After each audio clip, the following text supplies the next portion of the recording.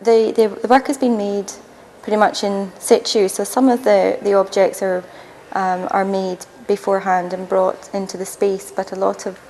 the work is constructed from material being brought into the gallery, and I've used the gallery like a studio really for the duration of the installation.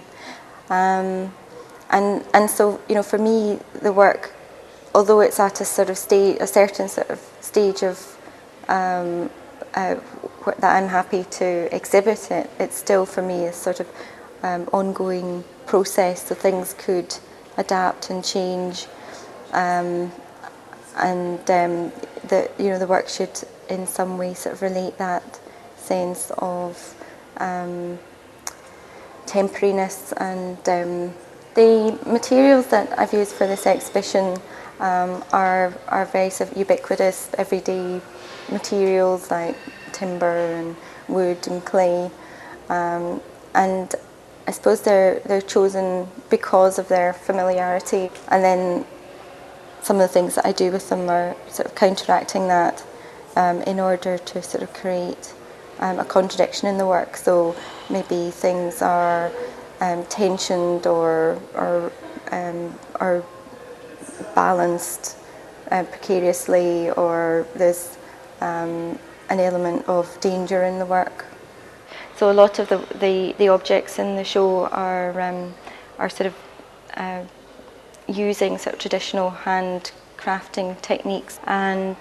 basically I've been sort of learning these techniques, and rather than the work has a sort of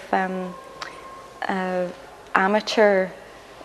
quality about it in in its sort of aesthetic look, and I think that's sort of coming from the fact that I'm just sort of learning these techniques, and that I haven't sort of reached this sort of degree of precision. But and so for me, like, this show is quite a lot about that sort of process of trying to understand the processes of making. I've always made installation works, but I sort of see them as large sculptures, and I suppose sort of compose them in a way that you might compose a smaller scale sculptural work. So in this room there are a series of aluminium rods that have machined parts joining them and sort of connected onto the ends. So I worked with a engineering company who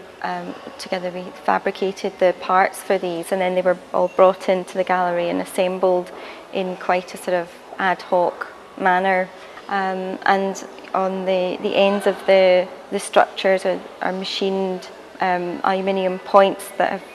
been screwed onto the rod. So the whole thing is just balancing on very tentatively on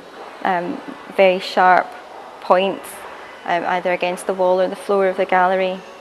And I suppose the sense that you get from this work is one of suggested sort of precariousness or danger, and at the same time there's a beauty in the way that the structures subtly sort of wobble about and move. The title of the piece, Ideal Pursuits, is supposed to be quite an ambiguous title, but it's maybe trying to make a reference to certain sort of lifestyle activities. The idea of a pursuit being something which is a sort of worthy activity, but in some way when you sort of stand back from it and look at it, there's this sort of unnatural aspect to it often, and I'm sort of interested in the idea of sort of function and dysfunction.